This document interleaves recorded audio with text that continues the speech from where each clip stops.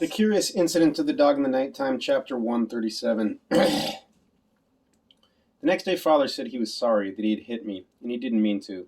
He made me wash the cut on my cheek with Dettol to make sure that it wasn't infected. Then he got me to put a plaster on it so it didn't bleed. Then, because it was Saturday, he said he was going to take me on an expedition to show me that he was properly sorry, and we were going to Twycross Zoo. So he made me some sandwiches with white bread and tomatoes and lettuce and ham and strawberry jam for me to eat because I don't like eating food from places I don't know. And he said it would be okay because there wouldn't be too many people at the zoo because it was forecast to rain. And I was glad about that because I don't like crowds of people, and I like it when it is raining. So I went and got my waterproof, which is orange. Then we drove to Twycross Zoo. I'd never been to Twycross Zoo before, so I didn't have a route worked out in my mind before we got there, so we bought a guidebook from the information center. Then we walked around the whole zoo, and I decided which were my favorite animals. My favorite animals were 1. Randy Man, which is the name of the oldest red-faced black spider monkey, Atellus paniscus paniscus, ever kept in captivity. Randy Man is 44 years old, which is the same age as Father.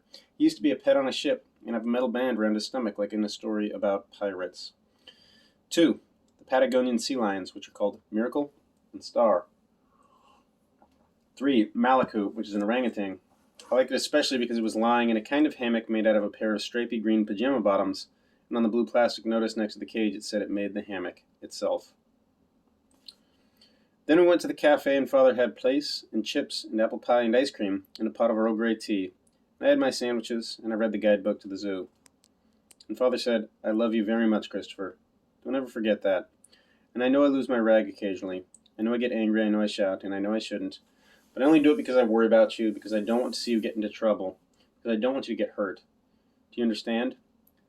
I didn't know whether I understood, so I said, "I don't know." And Father said, "Christopher, do you understand that I love you?" And I said, "Yes, because loving someone is helping them when they get into trouble, and looking after them and telling them the truth. Father looks after me when I get into trouble, like coming to the police station, and he looks after me by cooking meals for me, and he always tells me the truth, which means that he loves me." And then he held up his right hand and spread his fingers out in a fan, and I held up my left hand and spread my fingers out in a fan, and we made our fingers and thumbs touch each other. Then I got out a piece of paper from my bag, and I did a map of the zoo from memory as a test. The map was like this. Then we went and looked at the giraffes, and the smell of their poo was like the smell inside the gerbil cage at school when we had gerbils, and when they ran, their legs were so long it looked like they were running in slow motion. Then Father said we had to get home before the roads got busy. Chapter 139. I like Sherlock Holmes, but I do not like Sir Arthur Conan Doyle, who is the author of Sherlock Holmes stories. That is because he wasn't like Sherlock Holmes, and he believed in the supernatural. And when he got old, he joined the Spiritualist Society, which meant that he believed you could communicate with the dead. This was because his son died of influenza during the First World War, and he still wanted to talk to him. And in 1917, something famous happened called the Case of the Cottingley Fairies. 2 cousins called Francis Griffiths, who was 9 years old, and Elsie Wright, who was 16 years old, said they used to play with fairies by a stream called Cottingley Beck. And they used Francis's father's camera to take 5 photographs of the fairies, like this. But they weren't real fairies. They were drawings on pieces of paper they cut out and stood up with pins because Elsie was a really good artist. Harold Snelling, who was an expert in fake photography, said, "These dancing figures are not made of paper nor any fabric. They're not painted on a photographic background. What gets me most is that all these figures have moved during the exposure." But he was being stupid because paper would move during an exposure, and the exposure was very long in the photograph, and the exposure was very long because in the photograph you can see a little waterfall in the background, and it is blurred. Then Sir Arthur Conan Doyle heard about the pictures, and he said he believed they were real in an article in a magazine called The Strand. But he was being stupid too, because if you can look at the pictures, you can see the fairies look just like fairies in old books, and they have wings and dresses and tights and shoes, which is like aliens landing on Earth and being like Daleks from Doctor Who, or Imperial stormtroopers from the Death Star in Star Wars, or little green men like in cartoons of aliens. And in 1981, a man called Joe Cooper interviewed Elsie Wright and Francis Griffiths for an article in a magazine called The Unexplained. And Elsie Wright said all 5 photographs had been faked, and Francis Griffiths said 4 had been faked, but 1 was real. And they said Elsie had drawn the fairies from a book called Princess Mary's Gift Book by Arthur Shefferson. And this shows that sometimes people want to be stupid, and they do not want to know the truth. and it shows that something called Occam's razor is true. And Occam's razor is not a razor that men shave with, but a law, and it says, Entia non sunt multiplicanda praeter necessitatem, which is Latin, and it means no more things should be presumed to exist than are absolutely necessary, which means that a murder victim is usually killed by someone known to them, and fairies are made out of paper, and you can't talk to someone who is dead.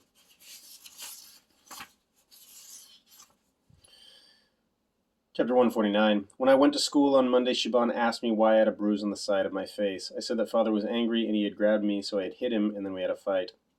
Shaban asked whether father had hit me, and I said I didn't know because I got very cross and it made my memory go strange. Then she asked if father had hit me because he was angry, and I said he hadn't hit me, he grabbed me, but he was angry. And Shaban asked if he grabbed me hard, and I said that he had grabbed me hard. Shaban asked if I was frightened about going home, and I said I wasn't. And then she asked me if I wanted to talk about it anymore, and I said that I didn't. And then she said okay, and we didn't talk about it anymore. Because grabbing is okay if it is on your arm or your shoulder when you are angry, but you can't grab someone's hair or their face. But hitting is not allowed, except if you are already in a fight with someone, and it is not so bad. And when I got home from school, father was still at work, so I went into the kitchen and took the key out of the little china jug shaped like a nun, and opened the back door and went outside and looked inside the dustbin to find my book. I wanted to get my book back because I liked writing it. I liked having a project to do, and I liked it especially if it was a difficult project like a book. And I still didn't know who had killed Wellington. And my book was where I had kept all the clues that I had discovered, and I did not want them to be thrown away. But my book wasn't in the dustbin. I put the lid back on the dustbin and walked down the garden to have a look in the bin where father keeps the garden waste, such as lawn clippings and apples that have fallen off the trees. But my book wasn't in there either. I wondered if father had put it into his van and driven to the tip and put it into one of the big bins there, but I did not want that to be true, because then I would never see it again. One other possibility was that father had hidden my book somewhere in the house, so I decided to do some detecting and see if I could find it. Except I had to keep listening really hard all the time, so I would hear his van when he pulled up outside the house, so he wouldn't catch me being a detective. I started by looking in the kitchen. My book was approximately 25 centimeters by 35 centimeters by 1 centimeter, so it couldn't be hidden in a very small place, which meant that I didn't have to look in any really small places. I looked on top of the cupboards, and on the back of drawers, and under the oven, and I used my special Maglite torch and a piece of mirror from the utility room to help me see into the dark spaces at the back of the cupboards where the mice used to get in from the garden and have their babies. Then I detected in the utility room. Then I detected in the dining room. Then I detected in the living room where I found the missing wheel for my Airfix Messerschmitt BF 109G6 model under the sofa. Then I thought I heard father coming through the front door, and I jumped and I tried to stand up fast, and I banged my knee on the corner of the coffee table, and it hurt a lot, but it was only one of the drug people next door dropping something on the floor. Then I went upstairs, but I didn't do any detecting in my own room because I reasoned that father wouldn't hide something from me in my own room unless he was being very clever and doing what's called a double bluff, like in a real murder mystery novel. So I decided to look in my own room only if I couldn't find the book anywhere else. I detected in the bathroom, but the only place to look was in the airing cupboard, and there was nothing in there, which meant that the only room left to detect in was father's bedroom. I didn't know whether I should look in there because he had told me before not to mess with anything in his room. But if he was going to hide something from me, the best place to hide it would be in his room. So I told myself I would not mess with things in his room. I would move them, and then I would move them back, and he would never know I had done it, so he wouldn't be angry. I started by looking under the bed. There were 7 shoes and a comb with lots of hair in it, and a piece of copper pipe, and a chocolate biscuit, and a porn magazine called Fiesta, and a dead bee, and a Homer Simpson pattern tie, and a wooden spoon. But not my book. Then I looked in drawers on either side of the dressing table, but these only contained aspirin and nail clippers and batteries and dental floss and a tampon and tissues and a spare false tooth in case father lost the false tooth he had to fill the gap where he knocked a tooth out when he fell off the ladder, putting a bird box up in the garden. But my book wasn't in there either. Then I looked in his clothes cupboard. This was full of his clothes on hangers. There was also a little shelf at the top which I could see onto if I stood on the bed, but I had to take my shoes off in case I left a dirty footprint that would be a clue if father decided to do some detecting. But the only things on the shelf were more porn magazines and a broken sandwich toaster and 12 wire coat hangers and an old hairdryer that used to belong to mother. In the bottom of the cupboard was a large plastic toolbox which was full of tools for doing it for doing do-it-yourself, like a drill and a paintbrush and some screws and a hammer. But I could see these without opening the box because it was made of transparent gray plastic. Then I saw there was another box underneath the toolbox, so I lifted the toolbox out of the cupboard.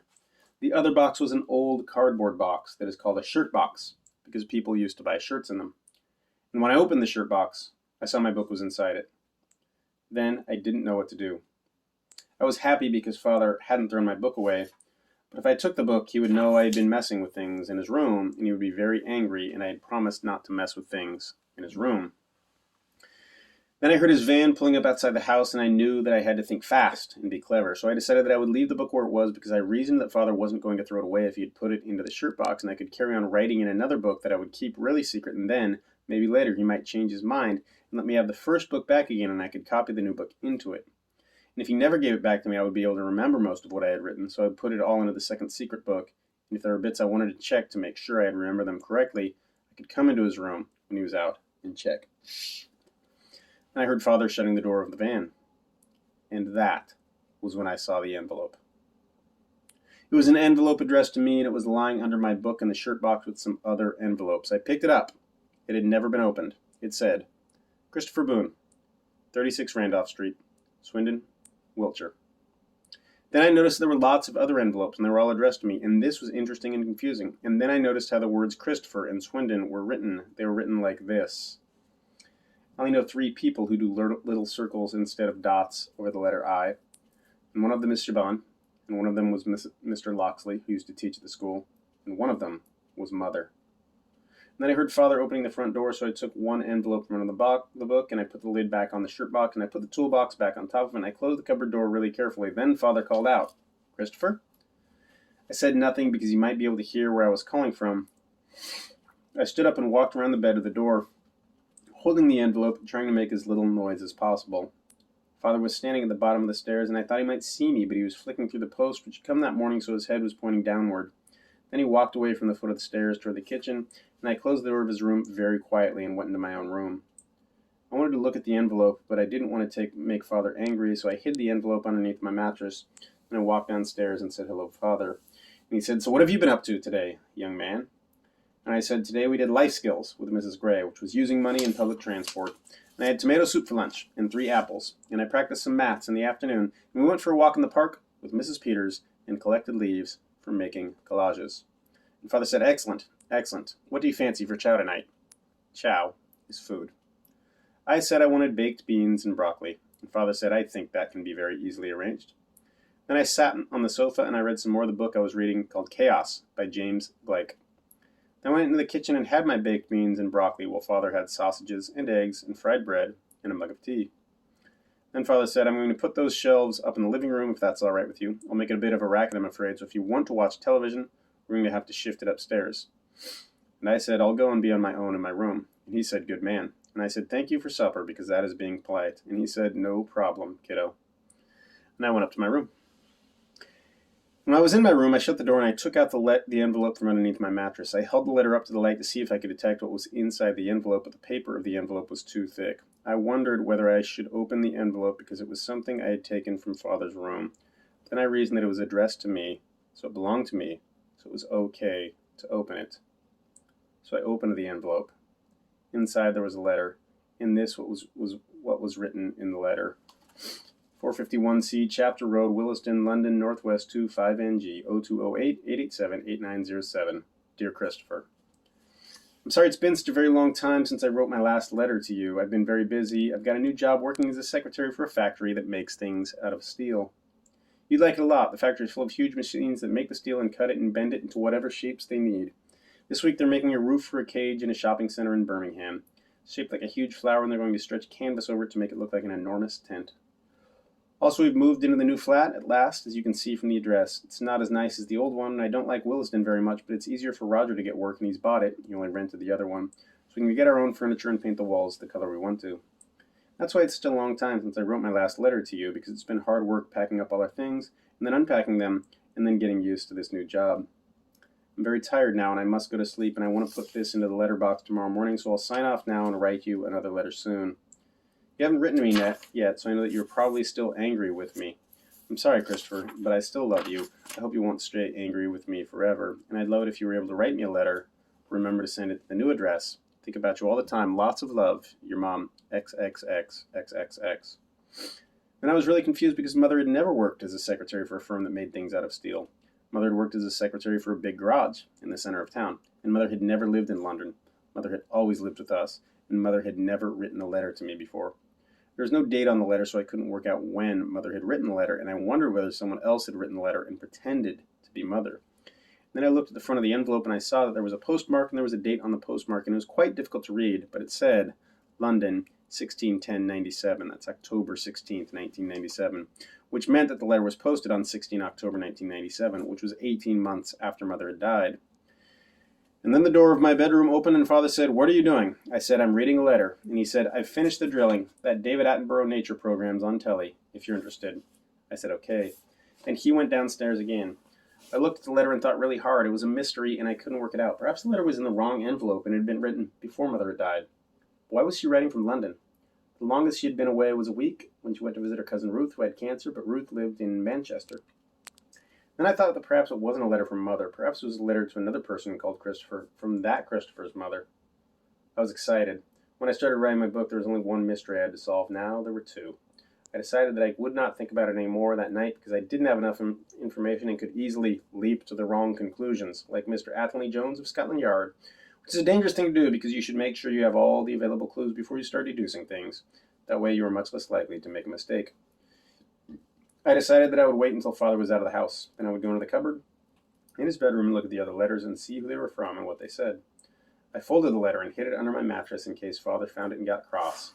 And I went downstairs and watched the television.